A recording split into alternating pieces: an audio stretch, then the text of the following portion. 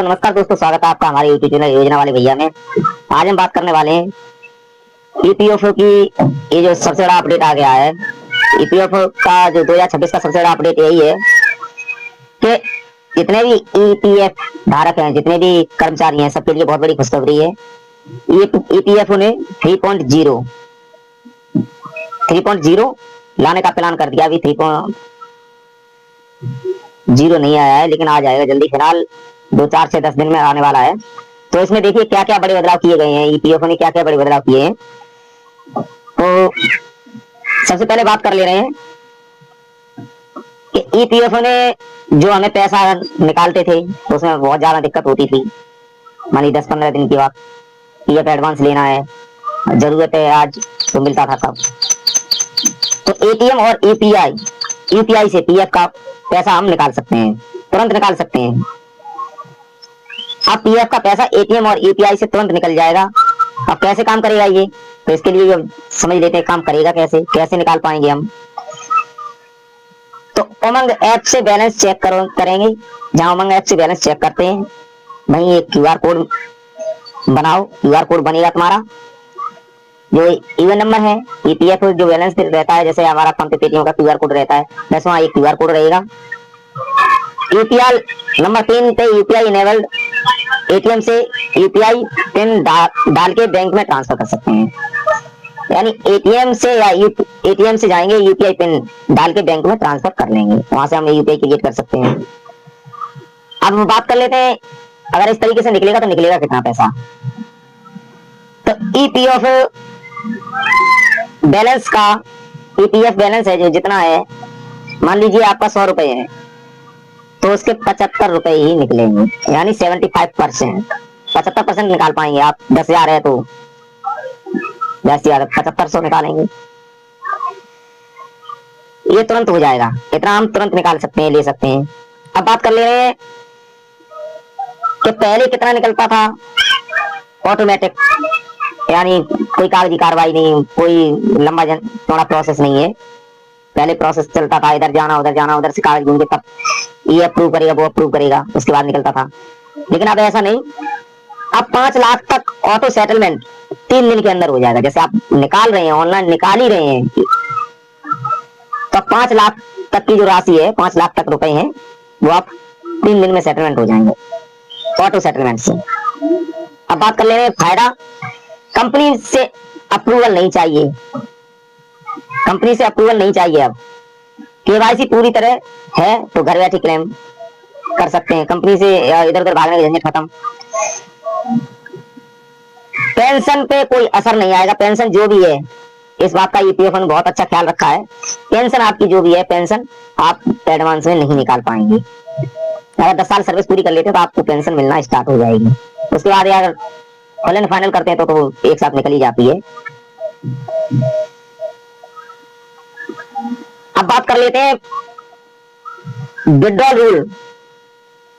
3 category में withdrawal हम करते हैं, 3 कैटेगरी से करते हैं।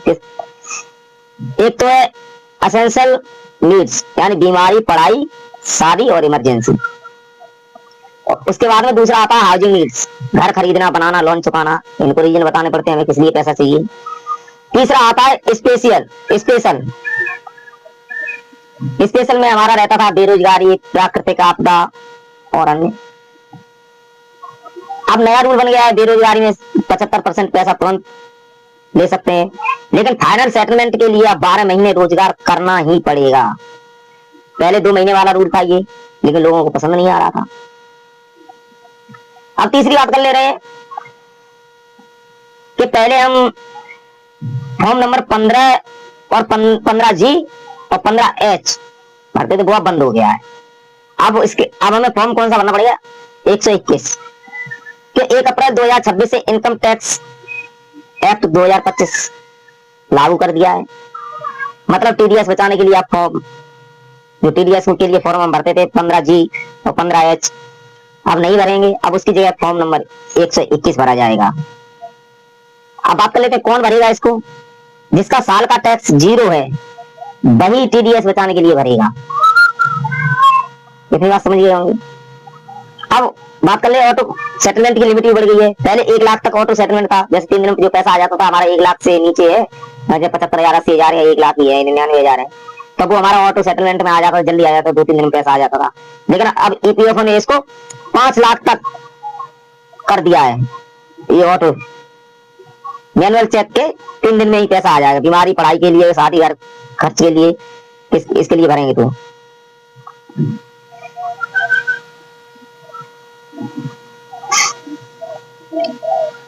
अब बात कर ले रहे हैं बेज सेलिंग की। तो 29 मई 2026 को सरकार ने नोटिफाई किया 15,000 महीना ईपीएफ की लिमिट रहेगी। सुप्रीम कोर्ट ने इसे 25,000 करने को बोला था, लेकिन अभी 15,000 ही फाइनल है। अब बोनस अपडेट की बात कर ले रहे हैं। तो आधार में डीओबी प्रूफ नहीं है। आधार डीओबी प्रूफ नहीं है। 16 जनवरी 2026 से ईपीएफओ ने आधार को डेट ऑफ बर्थ प्रूफ मानना बंद कर दिया है।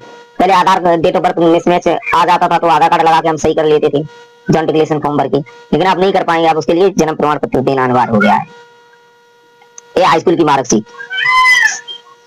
अब एक जो सबसे बड़ी खुशखबरी है, जैसे मान लीजिए किसी के पास 2 यूएन नंबर है, एक कोई वोटर कार्ड में भर्ती हुआ था किसी टाइम में, अब उसका पैसा, उसका ना पीएफ नंबर पता है, ना कंपनी से कोई जानकारी मिल रही है, ना कुछ।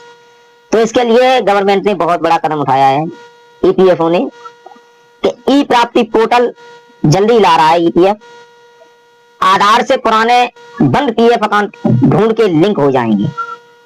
आपका पैसा आसानी से निकल जाएगा, पुराना वाला जो पड़ा हुआ है वो भी निकल जाएगा। पेंशन बढ़ सकती है,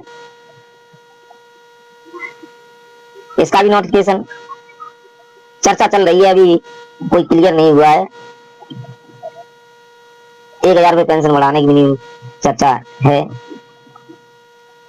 तो आज की जानकारी बस इतनी। और अगर आप एक ईपीएफओ मेंबर हैं तो आपको कहाँ प्रॉब्लम आ रही है, और इस 3.0 से आप किस नजरिए से देखते हैं, आपको क्या फायदा है इस 3.0 जो वर्जन आ रहा है इसका, ईपीएफओ का बदलाव किए जा रहे हैं, इनसे आपको फायदा है या नुकसान है, तो आप हमें कमेंट में जरूर बताइए। और चैनल पे पहली बार है तो चैनल को सब्सक्राइब कर लीजिए, बेल आइकन को प्रेस कर दीजिए। ऐसे ही हम महत्वपूर्ण जानकारी इस चैनल पे लाते रहते हैं। धन्यवाद।